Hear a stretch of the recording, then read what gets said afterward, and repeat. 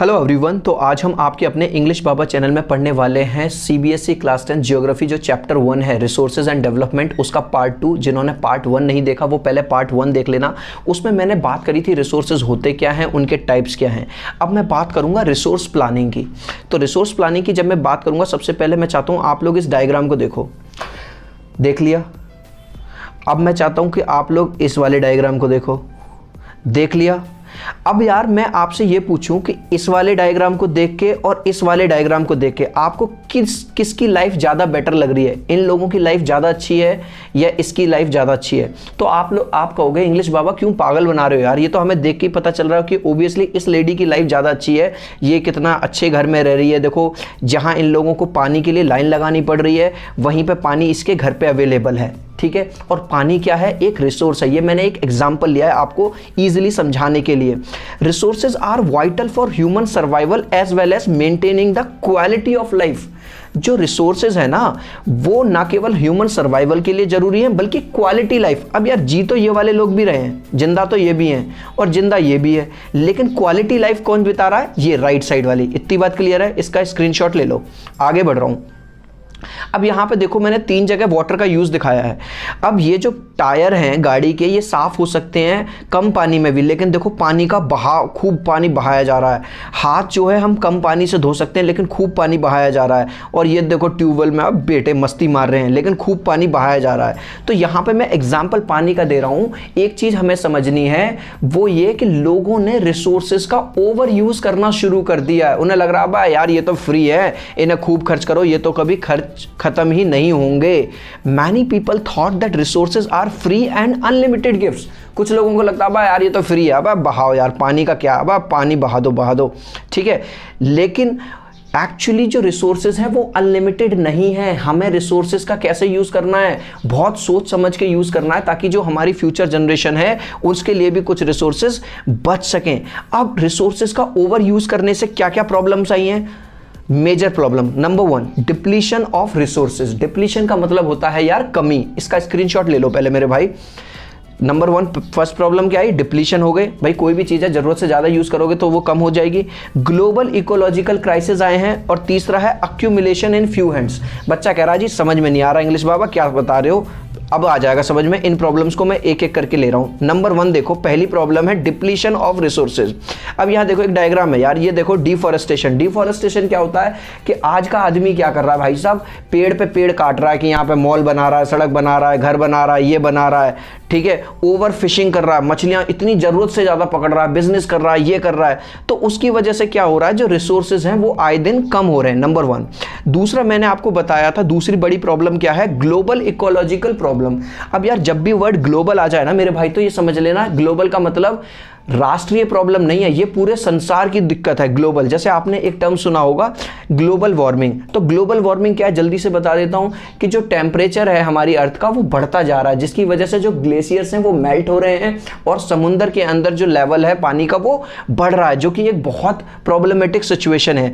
या आपने सुना होगा ओजोन लेयर जो है डिप्लीट होती जा रही है। What is ozone layer? Ozone layer वो लेयर है जो सूरज से आने वाली हार्मफुल जो रेज हैं, अल्ट्रावायलेट रेज हैं, उन्हें रोकती है। फिल्टर, एक तरह से फिल्ट्रेशन का काम करती है। तो वो भी इतना ज़्यादा पोल्यूशन हो रहा है, हम इतने ज़्यादा रिसोर्सेज का ओवर यूज़ कर रहे हैं, जिसकी वजह से वो भी अब पतली होने लगी है या उसमें कहीं पे छेद भी हो गया है, जिससे जो सन की जो हार्मफुल रेज हैं वो भी नीचे आ रही हैं। ठीक है, इतनी बात क्लियर होगी। और तीसरा था accumulation in few hands. Accumulation का मतलब होता है किसी चीज़ का इकट्ठा होना। आप लोगों ने ये चीज़ देखी होगी कि हमारी सोसाइटी में ऐसे भी लोग हैं जिनके पास बेचारे के पास खाने पीने को नहीं है, और कुछ लोग ऐसे भी हैं जिनके पास उड़ाने के लिए भी बहुत आ रहा है। Resources have not been equally distributed in the society. मैंने आपको पहले भी डायग्राम दिखाया था, जहां एक जगह पानी के लिए इतनी लंबी लाइन लगी हुई है। क्या ये वाले लोग जो पानी के लिए इतनी लंबी लाइन लगी हुई थी, क्या ये लोग बर्तन को इस तरह से धो पाएंगे घर पे? या फ्रूट्स अपने इस तरह से धो पाएंगे? नहीं धो पाएंगे। तो यानी एक चीज़ हमें क्लियर हो गई, वो ये कि अक्यूमुलेशन जो है वो फ्यू हैंड्स में है। That's why society is divided in rich and poor. देखो यहाँ 2 डायग्राम है, क्या मुझे आपको बताने की जरूरत है कि इसमें से कौन सी फैमिली रिच है या पुअर? आप खुद ही समझ लो यार, इतनी बात। तो आगे बढ़ रहा हूँ। अब आती है भैया रिसोर्स प्लानिंग। मैं आगे बढ़ने से पहले अपने स्टाइल में समझाऊंगा। मान के चलो एक फैमिली में 4 बच्चे हैं और पापा केवल कमाने वाले और पापा की सैलरी है 20,000 रुपये, और एक फैमिली में, दूसरी फैमिली में भी 4 लोग हैं, लेकिन वहाँ पे मम्मी भी कमाती हैं और पापा भी कमाते हैं और दोनों की सैलरी 20-20 हज़ार रुपये है। तो बताओ किसकी स्थिति अच्छी होगी? ओबियसली उस फैमिली की स्थिति ज़्यादा बेहतर होगी जहाँ मम्मी पापा दोनों कमाते हैं, क्योंकि वो फाइनेंशियली क्या होंगे? ज़्यादा स्ट्रांग होंगे। तो रिसोर्स प्लानिंग क्या है मेरे भाई? क्योंकि हमारे पास ये लिमिटेड रिसोर्सेज हैं। जैसे मम्मी पापा क्या करते हैं, वो प्लान करते हैं अपनी सैलरी को, इतनी बच्चों की फीस में देना है, इतने बच्चों की ट्यूशन में देना है, इतने बच्चों के उसमें देना है, इतनी LIC की पॉलिसी देनी है, इतना किचन में जाएगा, इतने के फ्रूट्स आएंगे, इतने का दूध आएगा। उसी तरह से रिसोर्स की प्लानिंग भी की जा सकती है। और नीड क्या है, जरूरत क्यों पड़ी रिसोर्स प्लानिंग की? Number 1, lack of resources may lead to low economic growth. जो अगर रिसोर्सेज की कमी हो जाएगी तो उस जिस देश में रिसोर्सेज की कमी होगी उस देश की जो इकोनॉमिक ग्रोथ है वो भी खराब होगी, वो मैं अभी समझाऊंगा। Number 2, future generation need resources for maintenance of good quality life. अब यार ये बताओ, जो कोयला है, जो डीजल है, जो पेट्रोल है, ये रिसोर्स है, क्या हम यूज़ कर रहे हैं? क्या हमारी फ्यूचर जनरेशन को इस चीज़ की ज़रूरत नहीं पड़ेगी? बिल्कुल ज़रूरत पड़ेगी। तो हमें उनके लिए भी ये चीज़ें छोड़नी है। अब देखो, पहला जो प्रॉब्लम थी, lack of resources may lead to low economic growth. अगर आप इंग्लिश बाबा चैनल को फॉलो करते आ रहे हो, मेरी सारी वीडियोस देख रहे हो, तो मैंने आपको बताया था GDP के बारे में, ठीक है? तो भैया जिस देश में क्या नाम है रिसोर्सेज कम होते जाएंगे वहां की GDP भी गिरेगी, यानी कि इकोनॉमिक ग्रोथ है खराब होती जाएगी। और यहां पे दिख रहा होगा डे बाय डे या ईयर बाय ईयर जो इकोनॉमिक ग्रोथ है वो कम हो जाएगी। दूसरा, फ्यूचर जनरेशन नीड रिसोर्सेज। जो भैया हमारे आने वाली फ्यूचर जनरेशन है, देख रहे हो क्या उछल रहे हैं, कूद रहे हैं छोटे छोटे बच्चे, इन्हें भी तो जरूरत है हमारे रिसोर्सेज की। अब बात करेंगे steps for resource planning. Resource planning के लिए चलो मान भी लिया कि भैया रिसोर्स प्लानिंग कर लेते हैं, लेकिन उसके स्टेप्स क्या होंगे? कोई भी आओगे और चल दोगे स्टेप्स रिसोर्स प्लान करने? नहीं। सबसे पहले identification and inventory of resources. दूसरा है evolving a planning structure, plan structure होगा। Matching the plan with overall national development plans. इसका ले लो स्क्रीनशॉट। और अब मैं एक एक चीज समझाऊंगा प्यार से। सबसे पहले identification and inventory of resources.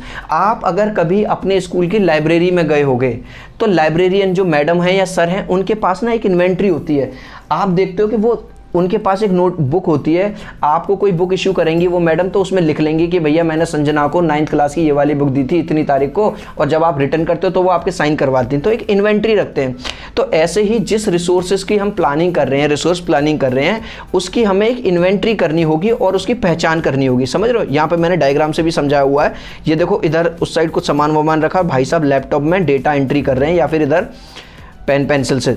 दूसरा, इवॉल्विंग अ प्लानिंग स्ट्रक्चर। अब एक बात बताओ, जब हम कोई काम को करते हैं तो उसके लिए एक प्लानिंग करते हैं, प्लॉटिंग करते हैं। इंडिया की क्रिकेट टीम जब ऑस्ट्रेलिया खेलने जाती है किसी दूसरे देश, तो प्लानिंग करते हैं कि भाई वहाँ की पिच ऐसी है, वहाँ पे इस तरह से खेलेंगे, वहाँ पे इस तरह से बॉलिंग करेंगे, इस तरह से। तो हमें उसकी स्ट्रेटजी बनाने की ज़रूरत पड़ती है। और तीसरा है matching the plan with overall national development plans.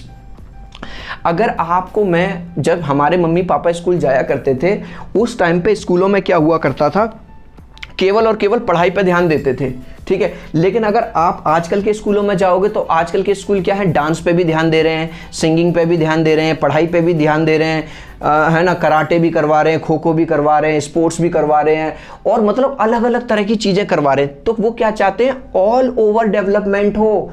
अब मान के चलो यार, इंडिया के अंदर इतने सारे स्टेट्स हैं, तो इंडिया का जो डेवलपमेंट होगा वो कब होगा, जब एक स्टेट ग्रो करेगा, जब 2 स्टेट ग्रो करेंगे? नहीं यार, जब सारे स्टेट्स ग्रो करेंगे तब हमारा देश ग्रो करेगा। तो हमें एक ऐसा प्लान बनाना है रिसोर्स प्लानिंग के साथ जिसमें ओवरऑल डेवलपमेंट हो। इतनी बात क्लियर है? आगे बढ़ रहा हूं। Role of technology in resources development. याद करो, अगर आपने मेरा पुराने वीडियोस देखे होंगे तो मैंने एक बार बताया था कि मान के चलो एक टेंपल के नीचे, एक मंदिर के नीचे पता चल जाता है कि भैया रिसोर्स हैं, बहुत बड़ी मात्रा में पेट्रोलियम दबा पड़ा है। तो अब ये बताओ, पेट्रोलियम अपने आप निकल के बाहर आ जाएगा क्या? उसके लिए आपको वो मशीन्स चाहिए, वो रिफाइनरी चाहिए, वो टेक्नोलॉजी चाहिए जिससे आप उस टेक्नोलॉजी का या उस रिसोर्सेज का यूज़ कर पाओ। तो हमें एक बात बहुत ध्यान रखनी है कि टेक्नोलॉजी का बहुत बड़ा रोल है किसमें, रिसोर्सेज के डेवलपमेंट में। तो अब जब टेक्नोलॉजी की बात चली रही है तो आपको एक बात बताना चाहता हूँ, जो ब्रिटिशर्स थे, ब्रिटिशर्स आखिर इंडिया आए क्यों? वो अंग्रेज, ऐसा अंग्रेज जो इंडिया था ऐसे इसमें यहाँ पे क्या कद्दू रखे थे? जी हाँ, क्योंकि ब्रिटिशर्स को ये पता था कि जो इंडिया है, जो भारत है, उसमें बहुत ज़्यादा रिसोर्सेज हैं। और जो इंडिया वाले लोग थे बेचारे भोले भाले लोग थे, किसान लोग थे, उनके पास ना तो वो रिसोर्सेज थे और ना वो टेक्नोलॉजी थी एक्चुअली जिससे वो उन रिसोर्सेज का यूज़ कर पाएँ। और ये जो लोग थे चालू, इनके पास वो टेक्नोलॉजी थी। ठीक है, अब अगर मैं बात करूं महात्मा गांधी जी के शब्दों में तो इन्होंने क्या कहा है? Earth provides enough to satisfy everyone's needs but not everyone's greed. Need का मतलब होता है जरूरत और ग्रीड का मतलब होता है लालच। तो महात्मा गांधी जी ने कितनी अच्छी कोट कही है, कितनी अच्छी बात कही है कि ये जो धरती है, ये जो धरती माँ है, ये हम सबको हमारी ज़रूरत की पूर्ति के लिए हर चीज़ देती है, लेकिन हमारा जो ग्रीड है यानी जो लालच है वो इतना नहीं देती कि हमारा लालच पूरा हो। और क्या कभी इंसान का पेट भरा है? कभी नहीं भरा। आगे बढ़ते हैं, अब बात करेंगे लैंड रिसोर्स की। जैसे ही मैंने कहा लैंड रिसोर्स, तो शायद आपको ये लगे सर रिसोर्सेज तो इतने सारे हैं, इस चैप्टर में लैंड रिसोर्स पे इतना जोर क्यों दिया जा रहा है? भैया जोर इसलिए दिया जा रहा है क्योंकि जो लैंड है, वैसे तो सारे रिसोर्सेज हमारे लिए बहुत ज़रूरी हैं, कोई भी कम नहीं है, लेकिन लैंड रिसोर्स बहुत बहुत इंपॉर्टेंट है। और क्या रीज़न है कि ये इतना इंपॉर्टेंट है? We live on land. कहाँ रहते हो? धरती पर रहते हो, ज़मीन पर रहते हो। And various economic activities on land, ठीक है, and we use it in different ways. जो कई सारी एक्टिविटीज़ हम लैंड पे करते हैं, ज़मीन पे करते हैं, जैसे फूड प्रोडक्शन। जो किसान है वो खेती कहाँ करेगा? लैंड पे करेगा। आपका जो घर कहाँ बना हुआ है? लैंड पे है।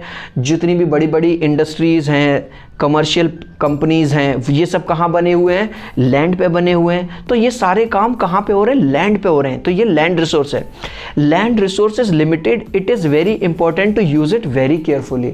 अब भैया कोई भी रिसोर्स, मैंने शुरुआत में ही बताया आपको, जब रिसोर्स हमारे पास अनलिमिटेड नहीं है, लिमिटेड है, तो इनका यूज़ हमें बहुत ज़्यादा बुद्धिमानी के साथ करना चाहिए। ठीक है, आगे बढ़ रहा हूँ। अब जैसा कि अभी हम बात कर रहे थे, जो लैंड रिसोर्स है वो लिमिटेड है।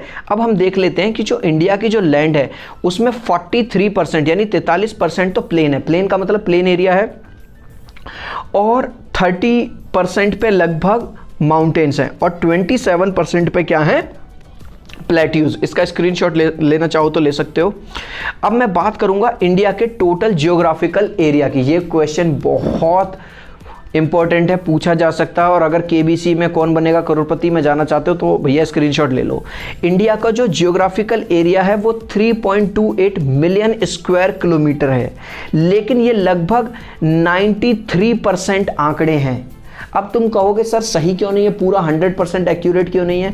क्योंकि जो 7% है ना यार, वो डिस्प्यूटेड एरिया है। अब तुम कहोगे सर डिस्प्यूटेड एरिया क्या होता है? डिस्प्यूटेड एरिया जैसे मान के चलो चाचा ताऊ की ज़मीन में आपने सुना होगा कि भाई साहब हमारे घर में दरार चल रही है, चाचा कह रहे हैं ये ज़मीन हमारी है, ताऊ कह रहा है कि ये ज़मीन हमारी है, इसी बात को लेके देवरानी जेठानी में लड़ाई रहती है। तो ऐसे ही हमारे जो एरियाज़ हैं, जैसे अरुणाचल प्रदेश में कुछ रीजन्स ऐसे हैं जो डिस्प्यूटेड हैं, तो वहाँ का अभी एक्यूरेट एरिया हम नहीं निकाल पाए हैं। In the same way Jammu और कश्मीर का भी जो कुछ एरिया है, आपने सुना ही होगा, वहाँ लड़ाई चलती रहती है। पाकिस्तान कहता है हमारी जगह है और हिंदुस्तान कहता है कि भैया हमारी जगह है। तो ये डिस्प्यूटेड जगह हैं। याद रहेंगी कौन कौन सी 2 डिस्प्यूटेड जगह बताई मैंने? अरुणाचल प्रदेश के कुछ रीजन्स की और जम्मू कश्मीर की। ठीक है जी, आगे बढ़ रहा हूँ। अब जो नेक्स्ट टॉपिक है वो है यार नेट सोन एरिया। अब नेट सोन एरिया क्या होता है? ऐसा एरिया जहां पे केवल और केवल खेती होती हो उसे बोलते हैं एरिया। अब इसकी डेफिनेशन देख लो। टोटल एरिया, यार ARE लिख दिया यहां पे मैंने, इसे AREA कर लेना, ठीक है, गलती से। Total area Son with crops in a country. एक कंट्री के अंदर जितना एरिया केवल खेती के लिए यूज होता है उसे बोलते हैं net sown area. Please screenshot ले लो इसका। In few states like Punjab and Haryana net sown area is more than 80%। Wow, तो क्वेश्चन पूछ लिया जाए जो नेट सोन एरिया सबसे ज़्यादा कौन से स्टेट का है, तो आप बताओगे पंजाब और हरियाणा का। यहाँ पे जो नेट सोन एरिया है वो 80% से भी ज़्यादा है, यानी कि 80% से ज़्यादा ज़मीन पे यहाँ पे खेती बाड़ी होती है। और यही रीज़न है कि पंजाब और हरियाणा बहुत ज़्यादा रिच स्टेट माने जाते हैं। ठीक है, net sown area in Arunachal Pradesh is less than 10%, लेकिन जो अरुणाचल प्रदेश है वहाँ पे नेट सोन एरिया जो है यानी जो खेती बाड़ी का जो एरिया है वो 10% से भी कम है। अब इसका कारण क्या है?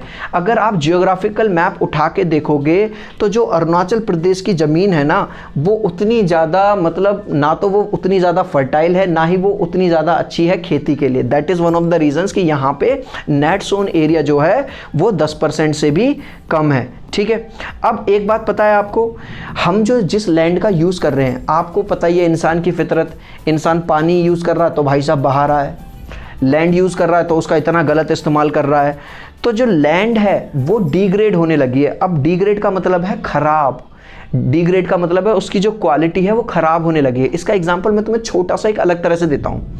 अभी आपने कुछ टाइम पहले सुना होगा, करीबन 1 साल पहले दिल्ली के अंदर ऑड इवन का फॉर्मूला लाए थे मुख्यमंत्री केजरीवाल जी। उन्होंने कहा जी एक दिन ऑड नंबर की गाड़ी चलेगी, एक दिन इवन नंबर की। ऐसा क्यों कहा? क्योंकि जो पॉल्यूशन लेवल था वो इतना ज़्यादा बढ़ गया कि मतलब उस पॉल्यूशन को कम करने के लिए। तो अगर आप एक किसी मेट्रोपॉलिटन सिटी में रहते हो अगर आप कभी गांव में आए हो तो आपको लगेगा यार यहाँ की हवा कितनी ताज़ी है। वैसे तो आजकल लॉकडाउन की वजह से पॉल्यूशन काफ़ी कम हो गया, जो कि काफ़ी अच्छी बात है। चलो back to topic. Land has started degrading because of human activities. अब इंसानों की गतिविधियाँ ऐसी हैं, देखो इस वाले डायग्राम में कूड़ा कबाड़ा कचरा, उधर आपको धुएं उठते हुए दिखाई दे रहे होंगे, इधर हम इतना ज़्यादा डिफॉरेस्टेशन कर रहे हैं, पेड़ों को काट रहे हैं, तो जो क्वालिटी है ज़मीन की, मिट्टी की, वो ख़राब हो रही है। अब अगर मैं आंकड़ों की बात करूँ तो जो 60% ज़मीन है वो नॉर्मल रह गई है और 40% ज़मीन डिग्रेडेड यानी ख़राब हो चुकी है। याद रखना एक एक चीज़। अब भाई साहब लैंड डिग्रेडिंग एक्टिविटीज़ क्या क्या हैं आपको दिख ही रहा होगा। ज़रूरत से ज़्यादा कटाई, ठीक है। अब कुछ हम बातें सीखेंगे, पढ़ेंगे किन बातों की वजह से जो लैंड है डिग्रेड हो रही है। अगर मैं बात करूं हरियाणा और पंजाब की, तो हरियाणा और पंजाब में वन ऑफ द रीजंस जो है लैंड के डिग्रेड होने का वो है ओवर इरिगेशन। अब इरिगेशन क्या होता है? इरिगेशन होता है ज़्यादा पानी देना फसलों को, मतलब to provide water. In Haryana and Punjab one of the biggest reason of degradation is of land is over irrigation. देख रहे हो भाई साहब, पानी पानी बहाव पानी। In Rajasthan and Gujarat, one of the biggest reason of degradation of land is overgrazing। यानी कि अगर राजस्थान और गुजरात की बात करें तो यहाँ पे डिग्रेडेशन होने का का कारण क्या है? ओवरग्रेजिंग, यानी जानवर जो हैं वो इतना ज़्यादा चर रहे हैं कि पेड़ पौधे ख़त्म हो रहे हैं, जिसकी वजह से क्वालिटी जो है लैंड की वो ख़राब हो रही है। ठीक है यार, स्क्रीनशॉट लेना चाहो तो ले सकते हो। छत्तीसगढ़ में क्या हो रहा है? In Chhattisgarh and Jharkhand one of the biggest reasons of degradation of land is over mining. देख रहे हो भाई साहब, ओवर माइनिंग मतलब खुदाई इतनी ज़्यादा चल रही है, रिसोर्सेज इतने ज़्यादा निकाले जा रहे हैं कि छत्तीसगढ़ के अंदर और झारखंड के अंदर ये मेन रीज़न बन गया है लैंड के डिग्रेड होने का। आपने एक कहावत सुनी होगी यार, अति जो होती है किसी भी चीज़ की बहुत बुरी होती है। Excess of anything is always bad. मान के चलो यार, जूस है, जूस तुम्हारी बॉडी के लिए अच्छा है, पर जूस का मतलब वो 1 गिलास ही तो अच्छा है, 2 गिलास ही तो अच्छा है। ये थोड़ी का बाल्टी भर के जूस पी जाओगे, 10 लग जाएंगे, फिर पों पों पों पों पों पों करते फिरोगे, पोंकते फिरोगे। Solution to land degradation. अब जो लैंड डिग्रेड हो रही है, जैसे हमने रिसोर्स प्लानिंग में पढ़ा था क्या क्या स्टेप हो सकते हैं, ऐसे ही जो लैंड जो खराब हो रही है उसे खराब होने से कैसे बचाया जा सकता है। Number 1, control on over irrigation. यानी कि ओवर इरिगेशन जो हो रहा था, जो हमने पढ़ा था पंजाब में और हरियाणा में, अगर हम उसके अंदर कंट्रोल कर दें तो वो बच सकती है। ओवर ग्रेजिंग पे अगर कंट्रोल कर दें तो बच सकती है, या ओवर माइनिंग पे। एफॉरेस्टेशन का मतलब है कि यार अगर हम ज़्यादा से ज़्यादा पौधे लगाएं, ठीक है, ज़्यादा से ज़्यादा प्लांट्स लगाएं, तो भी हमारी जो लैंड की क्वालिटी है वो अच्छी बनेगी। दूसरा, proper management of waste land. जो वेस्ट लैंड है अगर हम उसका प्रॉपर यूज़ कर लें, आपको याद होगा जब हम छोटे थे, अब पता नहीं आपकी मम्मी ऐसे करती हैं नहीं, जब हम एक क्लास से दूसरी क्लास में मैं जाता था तो मान के चलो मेरी मैथ की नोटबुक में कुछ पेज बचे पड़े हैं, कुछ इंग्लिश की नोटबुक में, तो मेरी मम्मी क्या करती थी, जो सारे जो पेज हैं उन्हें निकाल के वो उन्हें सिल देती थी और एक कॉपी बना देती थी। तो मेरी मम्मी ने क्या किया, जो वेस्ट कॉपी है उसका एक सदुपयोग किया।